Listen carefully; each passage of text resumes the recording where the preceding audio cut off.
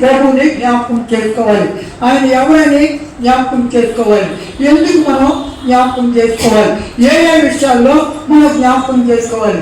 జ్ఞాపకం చేసుకుంటా అనే దాన్ని మనం అండర్లైన్ చేసుకుని దాన్ని జ్ఞాపకం చేసుకుంటాం. మొట్టమొదట ప్రభువుని మనం జ్ఞాపకం చేసుకోవాలి. ఎలా జ్ఞాపకం చేసుకోవాలి? ప్రభువు మనకి గొప్ప లక్షణం ఏంటంటే ఆయన ఉన్నవాడు అనువాడు, మొదటి వాడు కడపట్టువాడు, ఆదియు అంతమైన దేవుడు, ఆయన కృపగలిగిన దేవుడు, దయా దాక్షిణ్యపురుడు, కృప వాత్సల్యత గల దేవుడు, ఆయన కృప కనికరం గల దేవుడు, సంపూర్ణ విమోచించే దేవుడు. ఆయన యొక్క గొప్ప లక్షణాలు. ఆయన ఉన్నవాడు అనువాడు, మొదటి వాడు కడపటి వాడు, మొదటే ఉన్నాడు కాబట్టి ఆయన అల్పయు ఓనడు.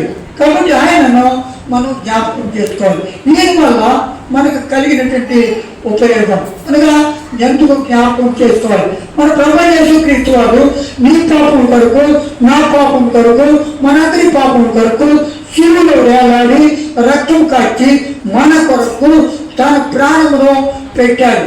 రక్తం అనగా ప్రాణము, రక్తము చిందించుట, ప్రాణమును చిందించుట, లేక ప్రాణమును మన కొరకు సమర్పణ చేయుట, లేక బలిగా అర్పించుట రక్తము ప్రాణమునకు సాదృశ్యమైనది. కాబట్టి దేవుడు నీ కొరకు, నా కొరకు మనం నశించిపోతున్న మనలను ప్రభువు యేసుక్రీస్తు వారు తన ఏకైక కుమారుని తండ్రి ఈ కుమారుని లోకానికి పంపించి నశించిపోతున్న మనలను వెతికి రక్షించి నరకానికి పోకుండా దేవుడు మనల్ని కాపాడాడు. మనం చేసిన పాపాలు, మనం చేసిన దోషాలు, మనం చేసిన అవమానం, మనం చేసిన ఆయన్ని నిందించిన అవమానాలు దేవుడు కాపాడి ప్రేమించి మన కొరకు ప్రాణం పెట్టిన వారు ఉన్నారు. ఎక్కడ ప్రాణం పెట్టాడు? శిలువలో మన కొరకు ప్రాణం పెట్టాడు. నీ పాపులు నా పాపులని కూడా గొల్లుతా కొండపైకి మోసుకొని పోయాడు. కాబట్టి ఆయన మన ప్రాణం పెట్టాడు. అది మనం జ్ఞాపకం చేసుకోవాలి. మొట్టమొదటి ఏం జ్ఞాపకం చేసుకోవాలమ్మా? శిలువ మరణమును జ్ఞాపకం చేసుకోవాలి. రెండోది ఆయన చేసిన ఆశ్చర్య కార్యాలని మనం జ్ఞాపకం చేసుకోవాలి. రెండోది ఏం జ్ఞాపకం చేసుకోవాలి? ఆయన చేసిన ఆశ్చర్య కార్యాలు. ఇశ్రాయేలీయులు ఐగుప్తులో ఉన్నప్పుడు దేవుడు గొర్రెలను వధించి ఆ రక్తంతో నిలువు కమ్మిలకు అడ్డ కమ్మికి దేవుడు ఇశ్రాయేలు ఉంచి ఇశ్రాయేలు విమోచించి ఎర్ర సముద్రం పాయగా చేసి వారిని 6 నెలలు నడిపించి శ్రీనివారంలో తీసుకుని వచ్చి గుడారంలో వేసి చీను పర్వతం మీద ఆయన అక్కడ ఆరాధించే బిడ్డగా చేశాడు. ఆయన చేసిన గొప్ప కార్యం. రెండోది ఆయన చేసిన ఆశ్చర్యకార్యం ఏంటంటే ఆయన పగలు మరి మేఘస్తంభంగా ఉన్నాడు, రాత్రులు అగ్నిస్తంభంగా ఉన్నాడు. ఇశ్రాయేలీయులను 6 నెలల ఆయన నడిపించిన వాడుగా ఉన్నాడు, విమోచించిన దేవుడు.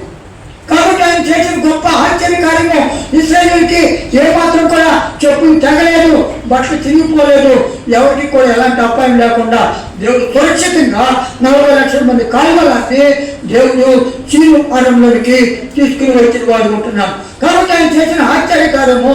రెండోది ఆయన చేసింది ఇశ్రాయేలులను తోడుకుని వచ్చిన ఆశ్చర్యకార్యం. మూడవదిగా ఆయన చేసిన కార్యం ఏంటంటే దేవుడు 6 దినములు కష్టపడ్డాడు, 7వ దిన దేవుడు విశ్రాంతి తీసుకున్నాడు. దేవుడు విశ్రాంతిగా ఇచ్చాడు, మనకు విశ్రాంతిలో ప్రవేశింపజేస్తాడు. నిర్గమాకాండము 20 అధ్యాయం, నిర్గమాకాండము 20. మన సబ్జెక్టు ఏంటంటే హెడ్డింగ్ మనకి ఏంటంటే ఏ విషయాలు మనం జ్ఞాపకం చేసుకోవాలి. మనకు జ్ఞాపకం చేసుకుని దీన్ని చేయుడి అన్నారు.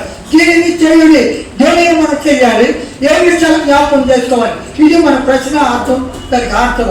కాబట్టి చూడండి, ఇప్పుడు నిర్గమాకాండం 20 అధ్యాయం 8-9 వచనాలు. విశ్రాంతి దినమును పరిశుద్ధముగా ఆచరించుటకు జ్ఞాపకం ఉంచుకొనుము. 6 దినములు నీవు కష్టపడి ఈ పని అంతయు చేయవలను.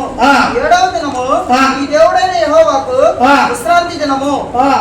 దానిలో నీవైనను, నీ కుమారుడైనను, నీ కుమార్తె అయినను, నీ దాసుడైనను, నీ దాసి అయినను, నీ పశువునైనను, నీ ఇళ్లలో ఉన్న పరదేశినైనను ఏ పనియు చేయకూడదు. చెప్పండి. 6 దినములలో యెహోవా ఆకాశమును, భూమియు, సముద్రమును, సమస్తమును సృజించి 7వ దినమున విశ్రమించెను. కాబట్టి ఇప్పుడు ఎవరున్నాడు? ఈ ధర్మశాస్త్రం ఎవరికి ఇచ్చాడు? ఇశ్రాయేలుకి ఇచ్చాడు. ఎవరితో ఇచ్చాడు?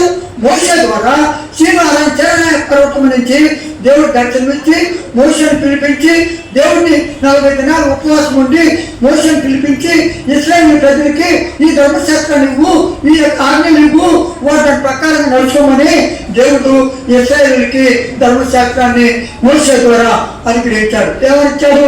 దేవుడు ఆజ్ఞలను పాటించమన్నాడు. నేను తప్ప లేడు దేవుడు నీకు లేడు, వాడిని పూజించొద్దు, ఆనందించొద్దు, నువ్వు ఇశ్రాయేలుకి తెలియజెప్పమన్నాడు. రెండోది ఏం చెప్పాడు?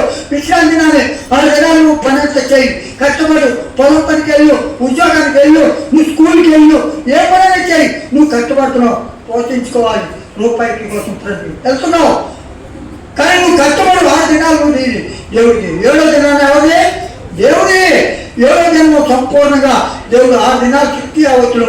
6వ దినాన్ని నిన్ను నన్ను కూడా సృష్టించాడు, దేవుడు ఏర్పాటు చేసుకున్నాడు. 7వ దినాన్ని దేవుడు సంపూర్ణంగా విశ్రాంతి తీసుకున్నాడు. కాబట్టి విశ్రాంతి దినము ఆదివారము అది మాట కాదు, దేవుడిది. కాబట్టి దేవుని యొక్క మందిరంలో, దేవుని యొక్క ఇంటిలో, దేవుని యొక్క ఆశ్రమంలో, దేవుని యొక్క శాస్త్రంలో మనం పాల్పొందే వారు ఉండాలి. ఆజ్ఞలను ఆచరించి నడుచుకునే ధర్మశాస్త్రం మనం ప్రేమించాలి. ఆదివారం అంటే ఆదివారం ప్రజలకి రావాలి. మరి ఏం చేసింది? యేసుప్రభు గారు సమాధిలో ఉంటే ఏం చేసింది? మరియా ఏం చేసిందమ్మా? తెల్లవారుజామున లేచింది, వేడుకొని లేచింది, చంద్రగ్రహణం లేచింది, ప్రభు దగ్గరికి వెళ్ళింది, సుగంధ ద్రవ్యాలతో దేవునికి అర్పించింది, తిరిగి వచ్చింది. నీవు నేను కూడా ఎలా ఉంటాం? అర్పిస్తున్నామా? మందిరానికి తొందరగా వస్తున్నామా? మందిరానికి మనం ఎలా రావాలి? టైం పాస్ అవుతున్నావా? దేవుడు తెలుసుకుని వస్తున్నావా? భయం భక్తి కలిగి దేవుడికి ఉండాలి. దేవుడు మన మధ్యలో ఉన్నాడు. నేను ఎక్కడైతే ముగ్గురు ఉంటానో వారి మధ్యలో నేను ఉన్నాను. కాబట్టి మనం దేవుడి సన్నిధికి తండ్రి కడనే రావాలి. మరి వచ్చినట్లు మనమందరం కూడా తండ్రి కడనే రావాలి. మనం ఎందుకనే పొందని చేసుకోవాలి. జనం మంద కాదు, అది దేవుడు. దేవుడికి ఇవ్వాల్సిన భాగం దేవుడికి ఇవ్వాలి. అదే 10వ భాగం దేవుడికి ఇవ్వాలి. మనం 10వ భాగం మనం 6 దినాలు కష్టపడ్డాం, 7వ దినాలు విశ్రాంతి. ఆ దినంలో మనం పాల్పొందాలి. మనం ఇవ్వాలి, మన హృదయం ప్రభుకి ఇవ్వాలి. సమర్పణ చేసుకోవాలి. ప్రభుత్వ హృదయంలో కనపడతారు. ఈ ప్రజలు పెదవులతో కనపడుతున్నారు కానీ వాళ్ళ హృదయం దానికి దేవుడికి పెదవులతో ప్రభు వస్తున్నాం, నేను వచ్చేస్తున్నాను, ప్రభు ఆరాధిస్తున్నాను అనుకోండి. ఏదో సేవకులు వస్తున్నారు, ఏదో మాటలు చెప్తున్నారు, వెళ్ళిపోతున్నారు. నీవు నేను కూడా ఎలా ఉంటున్నావు? ప్రభుకి సమర్పణ హృదయం చేసుకున్నామా?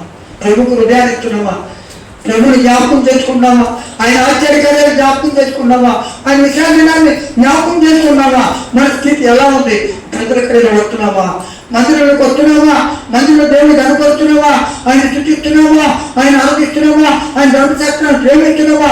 ఎలా ఉంటున్నావు? మందిరాన్ని ప్రేమిస్తున్నావా?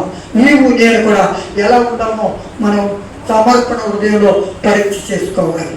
హృదయాన్ని పరిశుద్ధి చేసుకోవాలి. మనం జ్ఞాపకం చేసుకుంటాం. మొట్టమొదటి ఏం జ్ఞాపకం చేసుకోవాలమ్మా?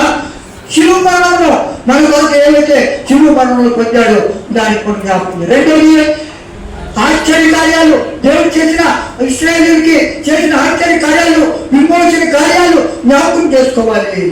మూడవది విశ్రాంతి దినములో జ్ఞాపకం చేసుకోవాలి. విశ్రాంతి దినము చాలా ప్రాముఖ్యమైనది.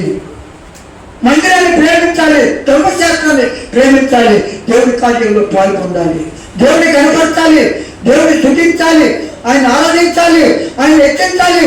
ఆయన కార్యాల్లో గౌరవం మర్యాదగా మనం ఆయన స్తుతించేవారు. మన ఇష్టానుసారంగా జీవితానికి కాదు. ఆదివారం చాలా మంది అన్యులు చేసే క్రియలు మనం చేయకూడదు. దేవుడు నిన్ను నన్ను కూడా ఏం చేశాడు? ప్రత్యేకమైన బిడ్డలుగా చేర్చాడు.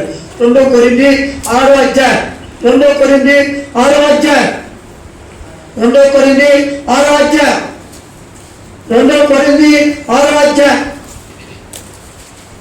18వ వచనమా?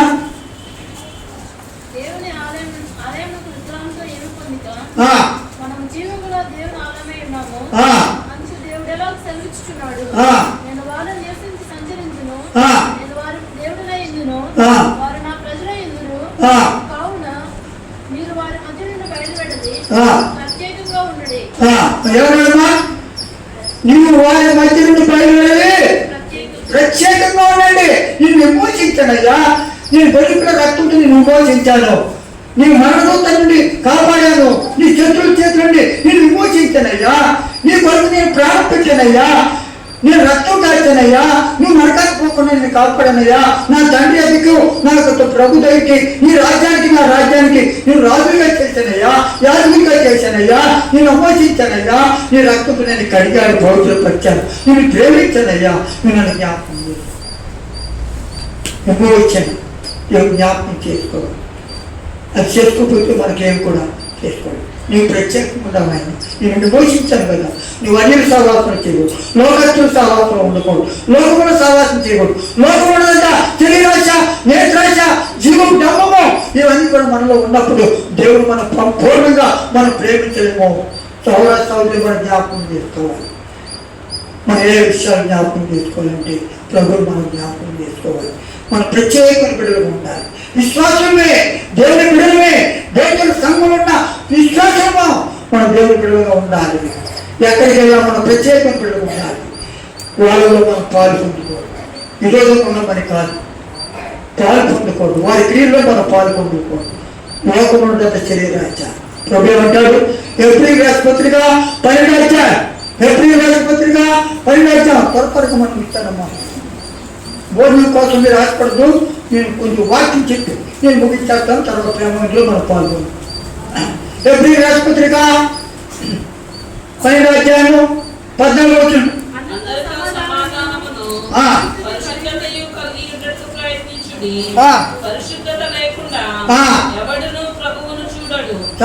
ఏమన్నాడమ్మా? అందరితో సమాధానం ఉండండి, పరిశుద్ధిగా ఉండాలి. నేను పరిశుద్ధులను, మీరు కూడా పరిశుద్ధిగా ఉండాలి. పరిశుద్ధి లేకపోతే ప్రభు మనం ఎవరో చూడలేము. చూడు, మనలో పాపం ఉన్నది, మనలో అపవిత్రత ఉన్నది, మనలో చెడు ఉన్నది, మనలో దుష్టత్వం ఉన్నది, మనలో దుర్మార్గం ఉన్నది, మనలో పిలిపి ఉన్నది. పాత జీవితం పిలిపిండనగా పాత జీవితము లోకంలో జీవిస్తున్నాము, ప్రత్యేకంగా ఉండలేకపోతున్నాం, బలహీనమే. మన యాత్రా జీవితంలో ఉన్నాము, ప్రభు రాజ్యానికి వెళ్తున్నాం, ప్రవృత్తి దేశానికి మనం దేవుడు నడిపించాడు. వాగ్దానం చేసిన దేశానికి దేవుడు మనం నడిపించబడుకుంటున్నాడు. ఆ దేశానికి మనం వెళ్తున్నప్పుడు మనం పవిత్రంగా ఉండలేకపోతున్నాం. అందుకే 40 లక్షల కాలంలో 20 లక్షల మంది రాలిపోయారు. దేవుని తిరుగుబాటు చేశారు, ధర్మశాస్త్రాన్ని ప్రేమించలేదు, దేవుని వాక్యానుసారంగా జీవించలేదు, దేవుని మీద దేవుని బిడ్డల మీద తిరుగుబాటు చేశాడు. అందుకే వాళ్ళు చాలా మంది నశించిపోయారు. అలాంటి స్థితిలో మనం ఉండకూడదు. దేవుడితో సహవాసం చేయాలి. మీరు అపోసరం బోధ అయ్యను, సహవాసం పొందను, రొట్టె విచ్చుకెందును, ప్రార్థన అయ్యను, ఎంతగా ఉండేది. ఇశ్రాయేలు మిగిలిన వారితో దేవుడు సహవాసంలో జీవించారు. నీవు నేను కూడా ప్రత్యేకమైన బిడ్డలుగా ఉండాలని ప్రభు కోరుతున్నాడు. మొట్టమొదటి ఏది ఉండాలమ్మా? శిలువ మరణమును జ్ఞాపకం చేసుకోవాలి. రెండోది ఆయన చేసిన ఆశ్చర్య కార్యాలు జ్ఞాపకం చేసుకోవాలి. మూడోదిగా విశ్రాంతి దినమును పరిశుద్ధంగా ఆచరించడానికి నీవు నేను, మన కుటుంబము, మన భార్య, మన బిడ్డలు, మన కుటుంబం, మన ఇంట్లో పనిచేసే మనిషి, దాస్యానిగా మనిషి, గొర్రెలు, మేకలు, పశువులు, సమస్తము నీకు ఏదైతే దేవుడు ఇచ్చాడో, ఏదైతే విమోచించి నీ కుటుంబాన్ని పోషించినాడో, వారందరూ కూడా దేవుని మందిరానికి వచ్చి దేవుని కనపడతారు. ఇదే ధర్మశాస్త్రం, దేవుడు ఇచ్చిన నియమం. ఈ నియమం మనం తప్పితే నియమాలన్నీ పాడిపోయి. అందుకే తిక్కమకాన్ని 20వ అధ్యాయం మొత్తగా ధర్మశాస్త్రాన్ని మోషే ద్వారా ఇశ్రాయేలుకి ఇచ్చాడు. దాన్ని మనం జ్ఞాపకం చేసుకోవాలి. లేకపోతే నీవు నేను కూడా జ్ఞాపకం చేసుకోకపోతే ప్రభుత్వంలో పాల్గొనడానికి అవకాశం లేదు. మనం ఉదయాన్ని కలిసి జ్ఞాపకం చేసుకోవాలి. ఇప్పటికి మనం చేస్తాం. ఎన్ని జ్ఞాపకం చేసుకున్నామా? ఒకటి శిలువ మరణం, రెండోది ఆశ్చర్య కార్యాలు, మూడోది అమ్మా విశ్రాంతి దినము, నాలుగోది ఇప్పుడు ఏం చెప్పుకున్నాం మనం? అయ్యా పరిశుద్ధంగా ఉండాలి. పరిశుద్ధి లేకపోతే ప్రభుని ఎవరో చూడండి. పరిశుద్ధులా ఉండాలంటే ఎలా ఉండాలి మనం? చూడండి, మొదటి పేతురు 1వ అధ్యాయం, మొదటి పేతురు 1వ అధ్యాయం, మొదటి పేతురు 1వ అధ్యాయం 14-16 కట్టుకుంటామ్మా. నేను పరిశుద్ధుడై ఉన్నాను కనుక మీరు కూడా పరిశుద్ధులైండి.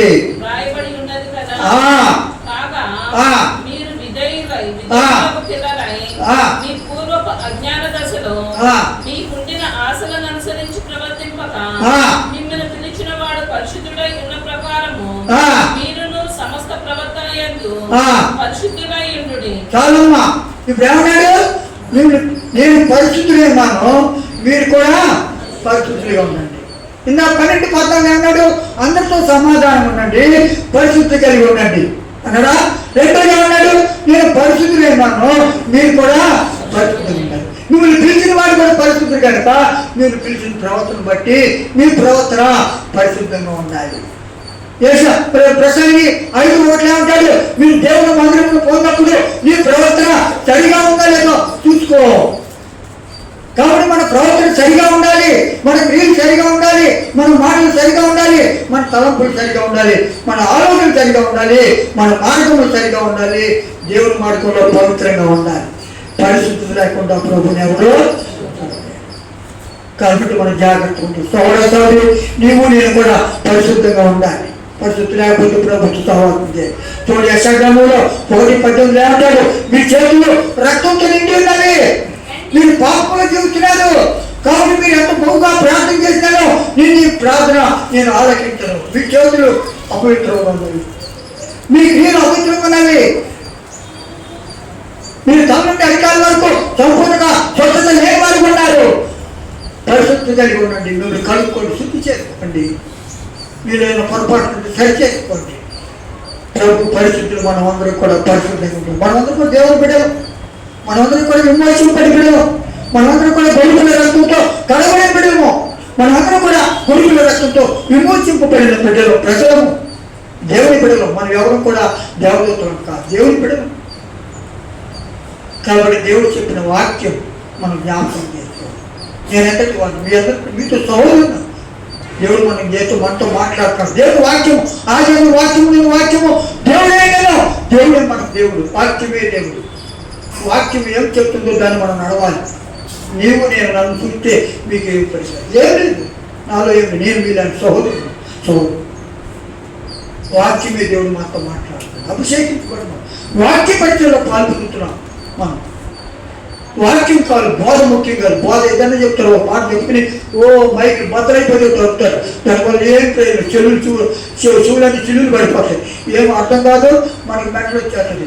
అంతే కాబట్టి రాసుకోలేం, చేసుకునే చేయాలి. చక్కగా అర్థమైనప్పుడు వాక్యాన్ని మనం జ్ఞాపకం చేసుకోవాలి. దేవుడు నిర్మలమైన మనసు కలవాలి. కాబట్టి పరిశుద్ధంగా ఉంటేనే తప్ప లేకపోతే మన ప్రభు పనులో పాల్పొందాలి. చూడండి, దేవుడికి మనం పరిశుద్ధంగా ఉండాలంటే మనం ఎలా ఉండాలి, ఏ విధంగా ఉండాలి? చూడండి, మత్తయి సువార్త 5వ అధ్యాయం, మత్తయి సువార్త 5వ అధ్యాయం. కొండ మీద ప్రసంగం చేస్తున్నాడు ప్రభు యేసుక్రీస్తు వారు.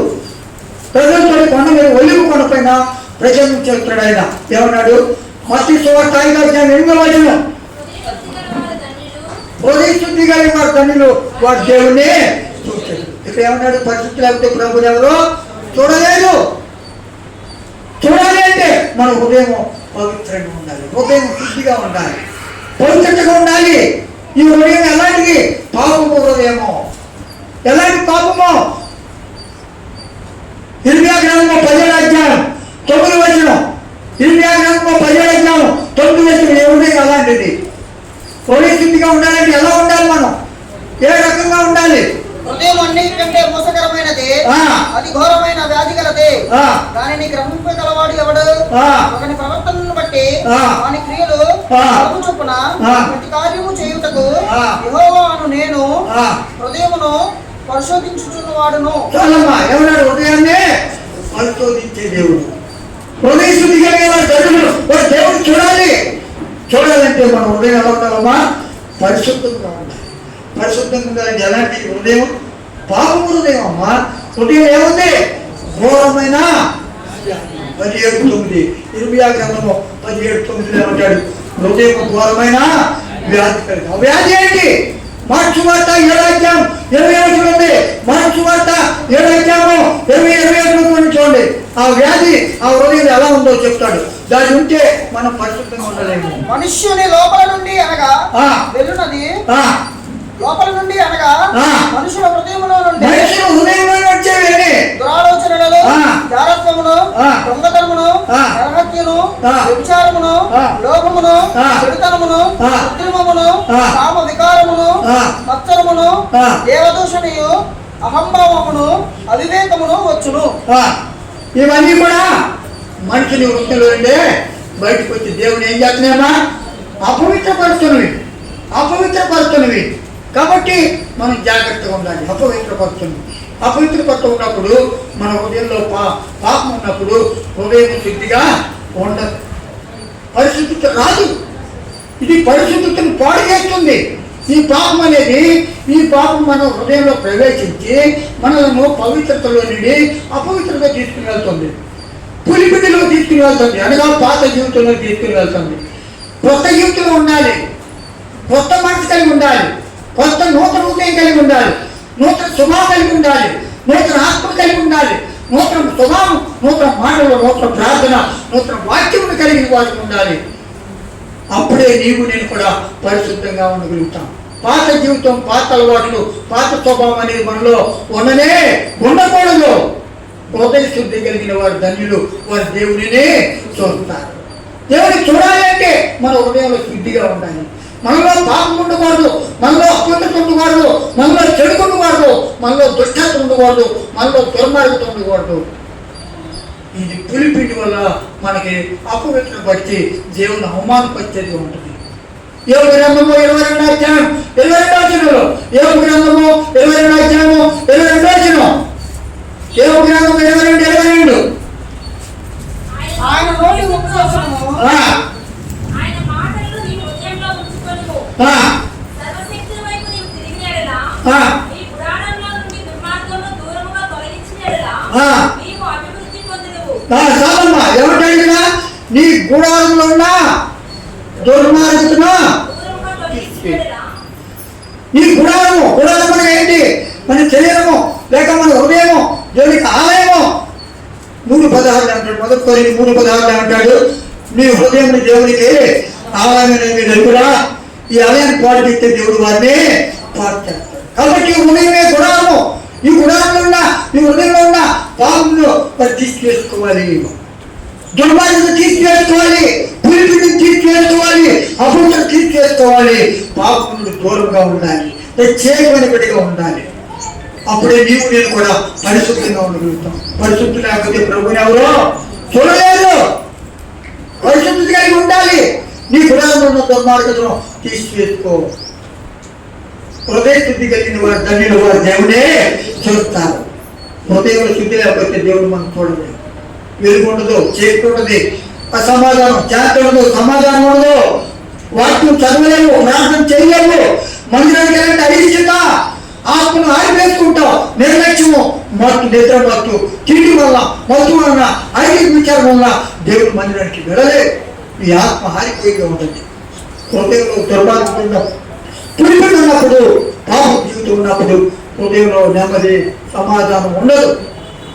కనుక మనం పరిశుద్ధి కలిగి ఉంటేనే తప్ప, లేకపోతే ప్రభు సన్నిధిలో మనం ఉండదు.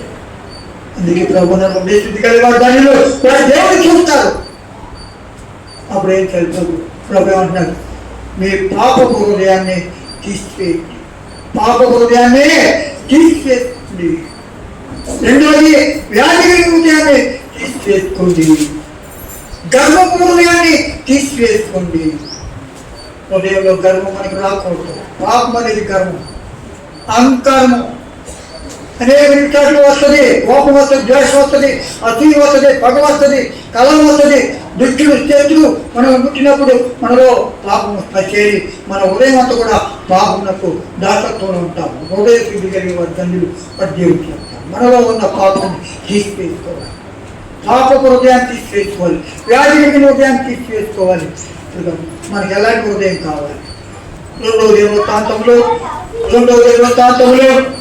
16వ అధ్యాయం, 2వ దినవృత్తాంతములు 16వ అధ్యాయం, 2వ దినవృత్తాంతం 16వ అధ్యాయం 9వ వచనం అండి. అందరికి తెలుసు. దాని ఎడల యథార్థ హృదయం కలవారేమోనని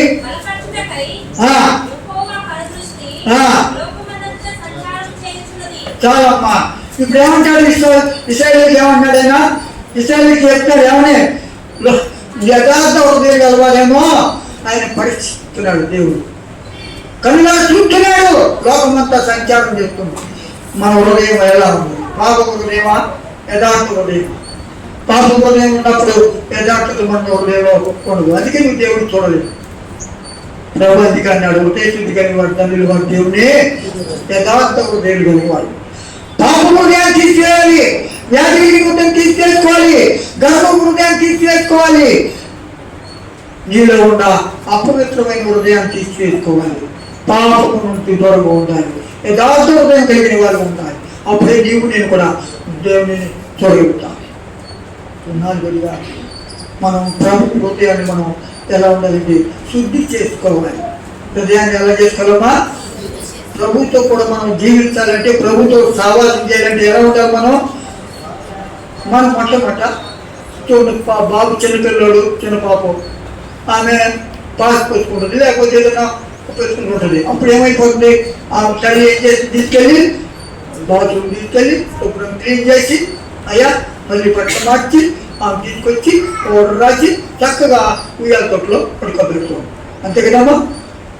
నీవు నేను కూడా మనలో పాపం ఉన్నప్పుడు మనం ప్రభు యొక్క గురిపిల్ల రక్తంతో మనం కడుక్కోవాలి, శుద్ధి చేసుకోవాలి. ప్రభు సన్నిధిలోకి వెళ్ళి ప్రభు హృదయాన్ని సమర్పణ చేసుకోవాలి. ప్రభు నా హృదయంలో పాపం ఉన్నది, అపవిత్రం ఉన్నది, చెడు ఉన్నది, దుష్టత్వం ఉన్నది, దుర్మార్గం ఉన్నది, పులిపిండి ఉన్నది, అయినా నేను ప్రత్యేకమైనగా నేను ఉండలేకపోయాను, నన్ను జ్ఞాపకం చేసుకోవాలి.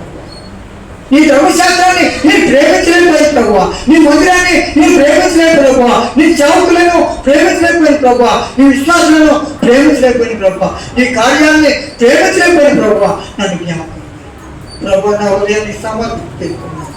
సమర్పణ హృదయం ప్రభుకు సమర్పణ చేసుకుని గొర్రెల రక్తంతో, యేసు ప్రభు రక్తంతో కడుక్కోవాలి, శుద్ధి చేసుకోవాలి.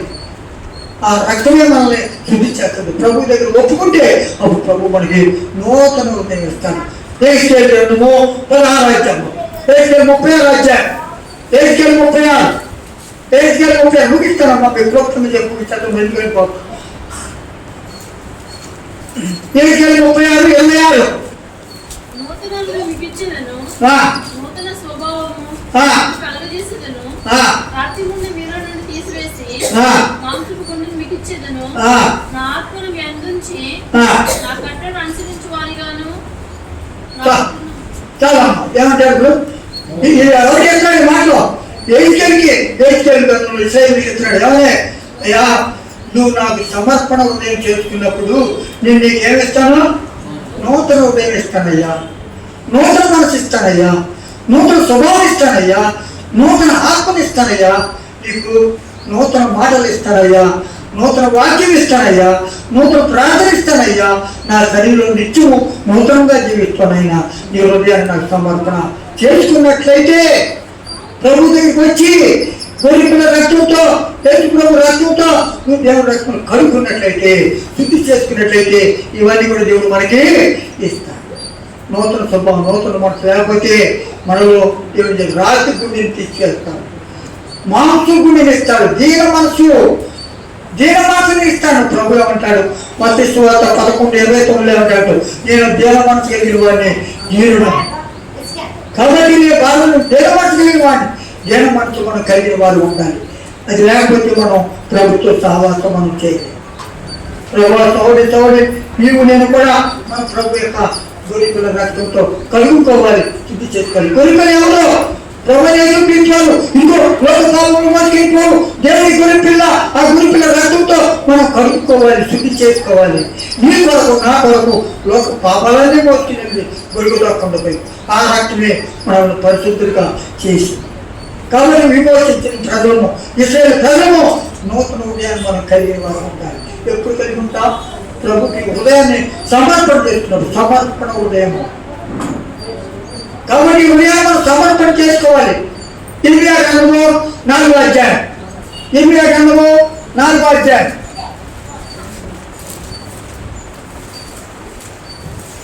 ఇర్మియా గ్రంథము 4వ అధ్యాయం 14 వచ్చింది చూడమ్మా. యెరూషలేమా,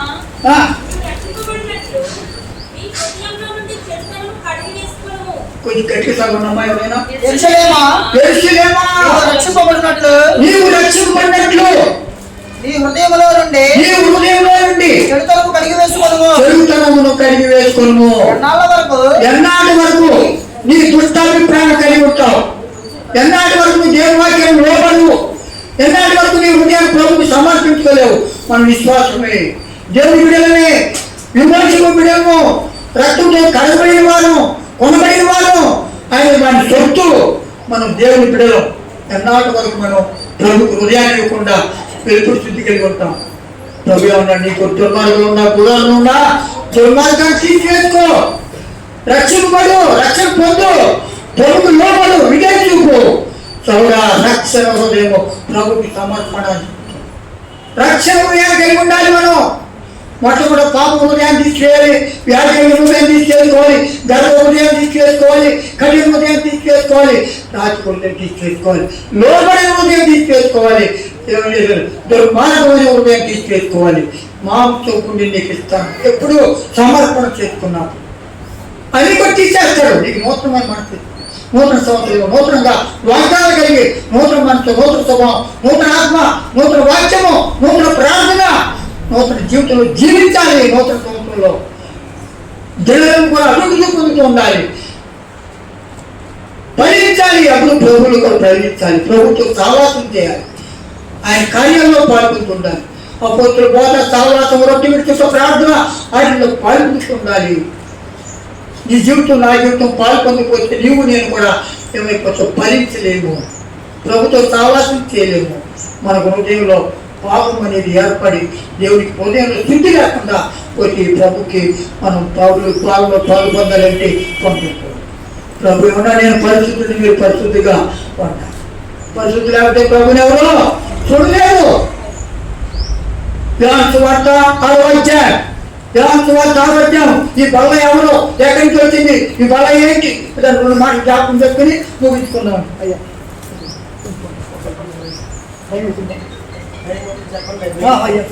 కరెక్ట్ అమ్మా. చూడు అమ్మా, సువార్త 6:51 వచ్చినామా? జీవాహారమును నేనే, ఎవడైనను ఈ ఆహారము భుజించితే వాడెల్లప్పుడూ జీవించును. చాలమ్మా, ముందు అట్లా గుర్తుకో. 6వ అధ్యాయము ఏమంటాడు? పరలోకమును దిగి వచ్చిన జీవాహారము నేనే. పరలోకం దిగి వచ్చిన జీవాహారము ఎవరు? తన తండ్రి అయిన యాకోబు కుమారుని ఈ లోకానికి మన కొరకు పంపించాడు. శరీరధారిగా వచ్చాడు, ఆత్మాంతరంగా ముందు వచ్చాడు. పరిశుద్ధాత్మ వల్ల కన్య మరిదలకు జన్మించాడు, శరీరంగా పెరిగాడు, 30 సంవత్సరాలు సేవ చేశాడు, పరిచయం చేశాడు. నీ కొరకు నా కొరకు చిరువులు వేలాడి తండ్రి ఎందుకు వెళ్ళిపోయాడు. ఆయన పని ముగించుకున్నాడు, వెళ్ళిపోయాడు, వచ్చాడు, వెళ్ళిపోయాడు. కానీ ఇప్పుడు మనం ఏం చేయాలి? మనం తండ్రి చిత్తానుసారంగా మనం జీవించాలి. ఆయన పరలోకం నుండి వచ్చిన జీవాహారం నేనే, ఆయన జీవించేది. మన ప్రభు యేసుక్రీస్తు నీ పాపం కొరకు, నా పాపం కొరకు, మన అందరి పాపం కొరకు ఆయన చనిపోయాడు, తెలుగులో చనిపోయాడు, పాతి పెట్టబడ్డాడు, రీతిగా పాతి పెట్టబడ్డాడు, పునరుద్ధారణ చెప్పే తిరిగి లేచాడు, మన లోకానికి వెళ్ళిపోయాడు. ఈ వేగం వల్ల నీవు, నేను, నాయన కూడా మనమందరం కూడా సజీవులమై తిరిగి లేచాము. ఒకవేళ మనం చనిపోవచ్చు, శారీరకంగా మానవుడు మనైపోతాడు, దేవునాత్మ దేవునికి వెళ్ళిపోతుంది, దేవునాత్మ జీవిపోతుంది.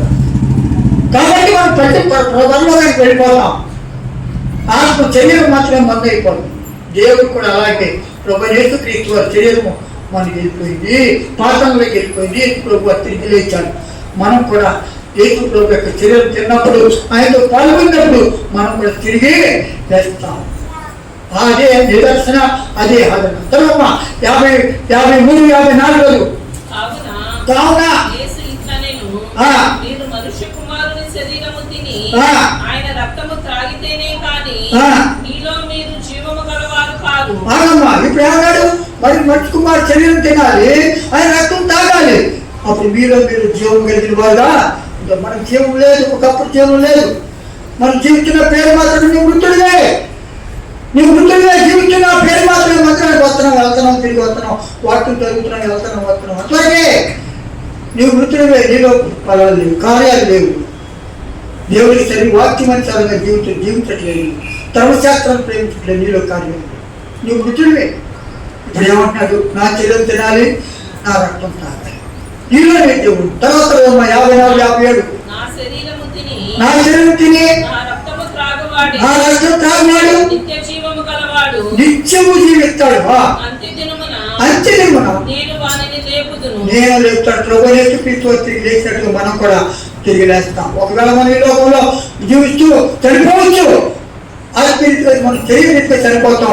మానవుడు మందు కనుక మన్నైపోతాడు. దేవుడు ఆత్మ దేవుడు ఎత్తాడు. తిరిగి ఒక దినాన ప్రభు యేసుక్రీస్తు వారు ఈ లోకానికి వచ్చినప్పుడు సమాజంలో వారిని కూడా తిరిగి లేస్తారు. అదే మనకి ఇచ్చిన నిరీక్షణ, అదే మనకి ఇచ్చిన విశ్వాసము, అదే మనకి ఇచ్చిన ప్రేమ. ఆయన శరీరం తినాలి, ఆయన రక్తం తాగాలి. దానివల్లే మనకు ప్రయోజనం. మన ఏమంటారు, బేకరీలు ఉంటాయి కదా, బేకరీలో రొట్టి తింటే సరిపోదు కదా. ఇక్కడ ఎందుకు తినాలి? బేకరీలో బ్రహ్మాండ రొట్టెలు ఉంటాయి, పళ్ళు రొట్టెలు ఉంటాయి, పాత రొట్టెలు ఉంటాయి, గోధుమ రొట్టెలు ఉంటాయి, ఎన్నో రొట్టెలు ఉంటాయి. మరి ఆ రొట్టె ఈ రొట్టె తినాలి. ఈ రొట్టె ఎక్కడికి వచ్చింది? పరలోకానికి వచ్చిన జీవహారమైన ప్రభు యేసుక్రీస్తు నీకు రొట్టెగా చేయబడ్డాడు. నీ కొరకు నా కొరకు చిరువులో వేలాడి దూట్లుగా చేయబడ్డాడు. ధనం మీద కాల్చబడ్డాడు ఎర్రటెంట్లో. ఆయన మనం జ్ఞాపకం చేసుకుని తినాలి. ప్రభువు నా కొరకు వేరే ఎర్రటెంట్లో ప్రాణం పెట్టానైనా నా కొరకు ప్రాణం పెట్టావు. నీ శరీరం అంతా కూడా రొట్టెగా తయారు చేసి ప్రభు ఈ రొట్టెని తిన్నప్పుడు నన్ను జ్ఞాపకం చేసు.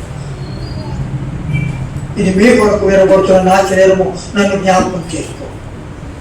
జ్ఞాపకం చేసుకోవడానికే వారం ప్రభువులు జ్ఞాపకులు మందిరంలో ఏర్పాటు చేస్తారు. ఇది బల్ల మీద ఉండే ప్రాముఖ్యత. బల్ల దేనికంటే వారి ఇష్టాంతరం తీసుకుంటారు కాదు, పరిశుద్ధత చేసుకుని కలుపుకొని శుద్ధి చేసుకుని అలా చేసే పనుల్లో మనం పాల్గొంటాం. అమ్మా చదువు 57-50 చదువమ్మా. నా శరీరము తిని నా శరీరం తిని నా రక్తము త్రాగువాడు నా యందును నేను వాని యందును నిలిచియుందుము. చాలా మాగు ఏమంటాడు? ఈ శరీరం తింటే, ఈ రక్తం తాగితే ప్రభు మనలో ఉంటాడు, మనం ఆయనతో కూడా సహవాసం చేస్తాం. అదే సహవాసం వల్ల అపోస్తుల బోధ, సహవాసము, ఒట్టిమిచ్చుట, ప్రార్థన, ఇదే వల్ల సహవాసం. ఈ సహవాసం లేకపోతే మనం మృతులమే. మనం జీవించిన పేరు మాత్రం మృతులమే. పాపంలో చేరిపోతాం. హృదయ శుద్ధి కలిగిన వారు ధనులు, వారు దేవుడు చూస్తారు. నేను పరిశుద్ధిని కలిగిన మీరు పరిశుద్ధిగా ఉండాలి. పరిశుద్ధి లేకపోతే ప్రభుని ఎవరు చూడలేరు. నీలో నీ కులాలు ఉన్న దుర్మార్గత పులిని తీసివేసుకో. పాత జీవితం, పాత అలవాట్లను తీసివేసుకో. నీ ధ్యాసను తీసుకో. యేసు రక్తంలో కడుగుకో, శుద్ధి చేసుకో, సమర్పణ చేసుకో. ప్రభుకి సమర్పణ ఉదయం ప్రభు తీసుకో. ప్రభు నీకు అప్పుడే నీకు నూతన ఉదయం ఇస్తాడు, నూతన మనసు ఇస్తాడు, నూతన స్వభావం ఇస్తాడు, నూతన ఆత్మ ఇస్తాడు, నూతన వాక్యం ఇస్తాడు, నూతన ప్రార్థన ఇస్తాడు, నూతన సంతోషం, సమాధానం ఇస్తాడు. అది మన హృదయంలో ప్రభుకి సమర్పణ చేసుకోకపోతే మన హృదయంలో నెమ్మది ఉండదు, శాంతి ఉండదు, సమాధానం ఉండదు, సంతోషం ఉండదు. సాతాను మన హృదయంలో చేరి మన హృదయాన్ని కూడా పాడు చేసేవాడు ఉంటాడు. అందుకే ప్రభు మన హృదయంలో మీ హృదయం దేవుడికి ఆలయమైనది. మీరే కూడా ఈ ఆలయం పాటు చేస్తే దేవుడు వాడిని పాటు చేస్తాం. ఈ హృదయమే దేవునికి గుడారమైన ఆలయం. ఈ ఆలయం మనం పాటు చేయకూడదు. అందుకే ధర్మశాస్త్రాన్ని మనం ప్రేమించాలి. ప్రతి దినం, ప్రతి ఉదయం, ప్రతి వారం కూడా మనం ప్రయాణంలో ఉన్నాం. ప్రయాణం పాలించే వాగ్దానం చేసిన దేశాన్ని మనం ప్రయాణం చేస్తున్నాం. ఇశ్రాయేలు మనం వెళ్తున్నాం మనం. కాబట్టి మనం వెళ్ళినప్పుడు మనలో మురికి, పాపం అనేది అంటుకుంటాం. ప్రయాణంలో ఉన్నాం, అరణ్యంలో ఉన్నాం, అరణ్యంలో లోకము ప్రయాణం చేస్తున్నాం. కాబట్టి మనలో పాపం మాట ద్వారా, చూపు ద్వారా, తలపు ద్వారా, క్రియ ద్వారా అనేక పరిస్థితుల్లో పాపం చేసేవారు ఉంటాం. అందుకే ప్రభు దగ్గరికి వచ్చి ప్రభు పాలలో పాల్గొనే ముందు మన ప్రతి ఒక్కరు కూడా మన ఉదయాన్ని పరిశోధించుకుని, పరీక్షించుకుని అలా చేసి ఆ పనుల్లో మనం పాల్గొంటాం. ఇది మీ కొరకు వేరే వచ్చిన నా శరీరము, నన్ను జ్ఞాపకం చేసుకొని దీన్నే చేయండి. ఈ విషయాలు జ్ఞాపకం చేసుకుని ప్రభు పనుల్లో మనం పాల్గొంటూ ఉండాలి. పరిష్కారంగా పాల్గొంటాం, జ్ఞాపకం చేసుకోవాలి. దేవుడు ఏమైనాడు, ఆయన యొక్క లక్షణాలు ఏంటి, ఆయన ఎలాంటి వాడు, మనం ఎలాంటి వాడు జ్ఞాపకం చేసుకుని దాన్ని తేడా చూసుకుని తన పనుల్లో పాల్గొంటాం. మనం ఎలా ఉన్నాం, మన గుడారంలో పాడుతాం. మన ఉదయం ఉన్న పాపము ఉదయం తీసేసుకోవాలి. మన వ్యాధి కలిగిన ఉదయం తీసుకెళ్ళుకోవాలి. గర్వం కలిగిన ఉదయం తీసుకెళ్ళుకోవాలి. నూతన ఉదయం కలిగిన వారు ఉండాలి. యథార్థ ఉదయం కలిగిన వారు ఉండాలి. ఆయన కూడా సాగుతుంది. అది ప్రభు సామెత గ్రంథం అంటే 4:23 సామెత గ్రంథంలో ఏమంటాడు చూడండి 4:23 ఒక మాట చెప్తుంది. సామెత గ్రంథం 4:23 అమ్మ. మీ హృదయంలో నుండి జీవాధారాలు బయలుదేరును కాబట్టి అన్నిటికంటే ముఖ్యముగా మీ హృదయమును భద్రముగా కాపాడుకును. ఏమన్నాడమ్మా? అన్నిటికంటే ముఖ్యంగా నీ హృదయంలో భద్రంగా కాపాడుకోవాలి. ఈ హృదయంలో పాపని జాగ్రత్తగా పట్ట భద్రంగా జాగ్రత్తగా మన ప్రభుత్వ సహవాసం చెప్తున్నారు. హృదయంలో ఎప్పుడైతే పాపం వచ్చిందో మన ప్రభు దగ్గర ఒప్పుకొని విడిచిపెట్టి కనుక్కు శుద్ధి చేసుకోవాలి. జనరక్షణ పొందాలి. జనరల్ ప్రభుత్వాన్ని ఒప్పుకోవాలి. అందుకే ప్రభు అన్నాడు, ప్రభు మొట్టమొదటి ఏమన్నాడు? ఉదయకాలంలో గొరికలను విధించబడాలి, సాయంత్రం గొరికలను విధించబడాలి, మధ్యాహ్నం తొలుచుకోవాలి. అందుకే దావీదు 3 పూట్ల ప్రార్థన చేశాడు. 3 పూట్ల దావీదు దేవుని సన్నిధిలో ప్రార్థిస్తూ వచ్చాడు. దానిని కూడా తెలిసినట్టు కిటికీలు తీసి ప్రార్థన చేస్తూ వచ్చాడు. మనం ప్రార్థన చేస్తున్నామా? దేవుని వాక్యాన్ని ధ్యానిస్తున్నామా? దేవుని వారి కార్యాల్లో పాల్గొంటున్నామా? దేవుని భయభక్తులుగా జీవిస్తున్నామా? దేవుని విశ్వాసించుతున్నామా? దేవుని ప్రేమిస్తున్నామా? దేవుని మందిరాన్ని ప్రేమిస్తున్నామా? సేవకులు ప్రేమిస్తున్నామా? సువాసికులు ప్రేమిస్తున్నామా? సహ విశ్వాసులు ప్రేమిస్తున్నామా? మన హృదయాలు ఎలా పాపంలో ఉన్నామా? ఎలా ఉంటా మన హృదయం పరీక్షించుకుందాం. అలా చేసే పనిలో పాల్గొని దేవుడు మన సహాయమా చేద్దాం.